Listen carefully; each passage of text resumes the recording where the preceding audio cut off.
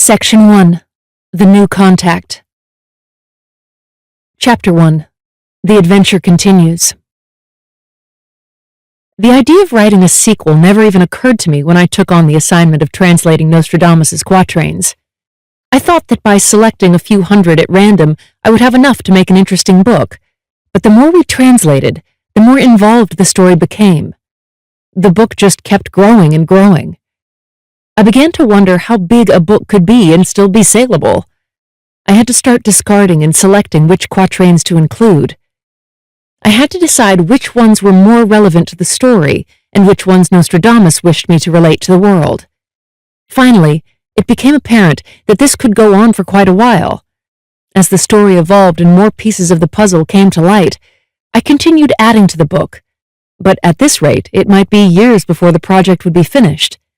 It was then I decided that I had to call a halt to this and tie up the loose ends of the first volume. Reluctantly, I put the other information aside to form into a sequel. When I did this, several things happened that caused the story to take some more strange twists and turns. Since these new events were leading away from the story of Elena and Brenda, I then knew for certain that there would have to be another book. The story of my adventures with Nostradamus continued, but in a different direction.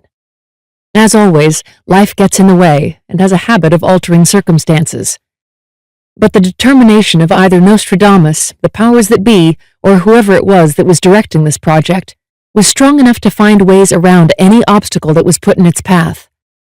What more obvious proof did I need that this project was indeed destined to be completed? How much evidence did I need that I was merely a pawn, or instrument in revealing to the world something which was begun and hidden 400 years ago? This was a project that was assigned to me without my conscious knowledge or agreement. If I had realized the scope of it, I don't know that I would have taken it on.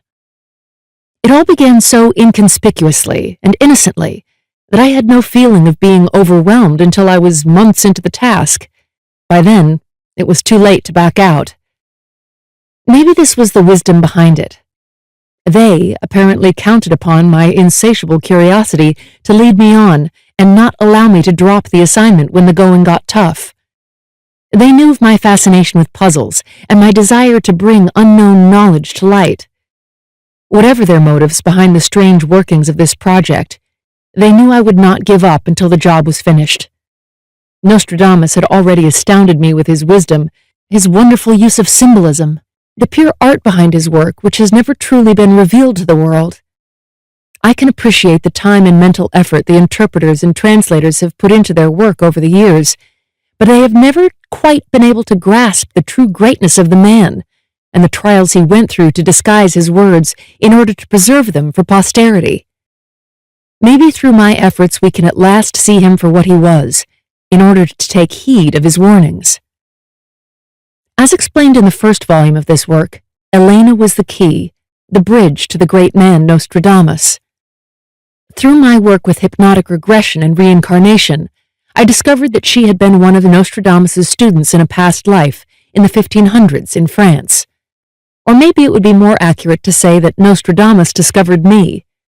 By some unknown power, he was able to sense that I was in communication with his student, and he was also aware that I was living in a future time. In his desire to reveal the true meanings of his prophecies to our generation, he gave me the assignment of translation. In a sense, he ordered me to take on the job. He impressed upon me the urgency of the task and the importance of it being completed now, in our time period. Had there really been a way of getting out of this? I honestly don't know. I could have walked away from it. When the information first began to come through, I wrestled within myself over whether I really wanted to know what the future held. I had a perfect way out. Elena moved to Alaska immediately after the project was initiated. It could have ended there because there wasn't enough information for a book. I could have put the tapes in a box and labeled them for use as a possible chapter in a book of miscellaneous regressions to be written sometime down the road. But the urgency, the tone of pleading in Nostradamus's voice, stayed with me.